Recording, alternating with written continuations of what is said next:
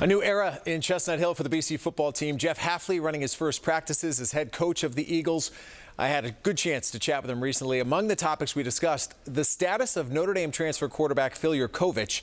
Will he be able to play this year? And the great story of Nick Barrup, who made the team as a walk-on, which meant he had to give up his spot on the ultimate team. It's been a couple months now that you've got a chance to get your feet underneath you.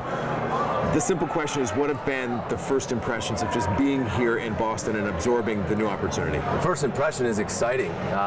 Everybody's been great, from the players to the staff to the community to the students. Everywhere I go, there's just so much excitement and encouragement, and you know, it was kind of what I was hoping for and looking for, probably more than I even imagined. So I'm really appreciative and really thankful for that. Every time I watch you on TV or hear you in a radio interview, what I say is, you know, he says the right things. How do you get deeper than that?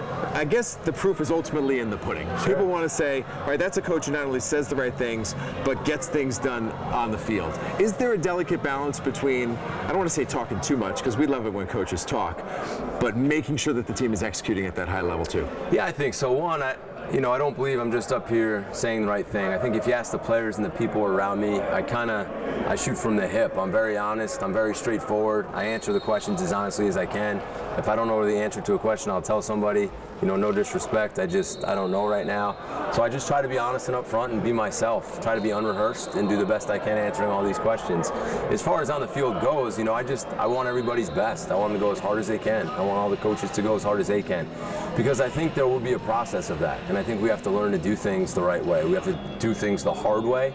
And I think it is going to take time. And I think if we do it right over time, I think there'll be some pretty cool results. So you had some exposure to the BC culture, the BC brand, just having interacted with the school over the years. But now your first task was to hit the road and try as best you can to keep some of the recruits who had committed, and then additionally maybe go out and get a couple more. What did you learn from the outside, people's perspective of the Boston College football program? Yeah, that's a good question. I learned that the brand is way more powerful than I ever knew. When you walk into schools with the BC on your shirt, and they know you're from BC, whether it's the principal you meet, whether it's the person at the front, whether it's the secretary or the coach, people are excited when we come in because they know the prestige of the university academically, and I think they're excited about, you know, what we're going to attempt to do in football. So it's powerful, more powerful than I imagined, and that was really encouraging. And I think if you were to ask the staff that, they would say the same thing.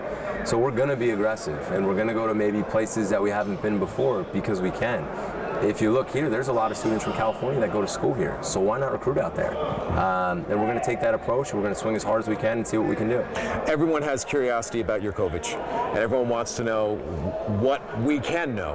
And I've learned over the years that there's stuff you can't control, and there's stuff as a coach you can't control. But give us as much of an update as you can as to what the process is for him, and when you anticipate or hope that you'll get a firm answer as to whether or not he's going to be able to play this year. Yeah, one, I hope we'll get an answer sooner than later, and I'm not saying that to be cliche, but I would hope within a month or so we'll have an answer, and that's the truth. You know, this is all still somewhat new for the NCAA, and this is all pretty new for me too. I've never really been involved with the waiver process before.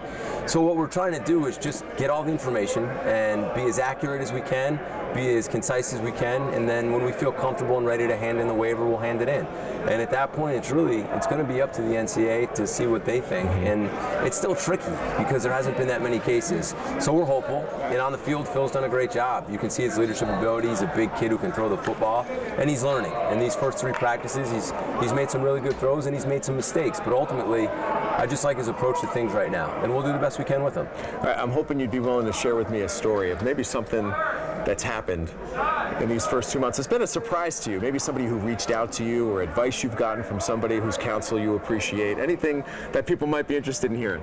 Yeah, well, maybe the coolest thing happened like the day that I actually got hired. So I believe I got hired on a Friday, and I had a practice when I was still at Ohio State on a Saturday, and I'm sitting there and we're in a defensive meeting and I'm running the clicker and my phone starts buzzing. And it said, "Hey Jeff, this is Doug Flutie, congratulations." So I look up and I say, "Holy, Doug Flutie just texted me." So for me, that was kind of cool. You know, as a kid who followed Doug Flutie and probably in his backyard ran around and tried to be like Doug Flutie.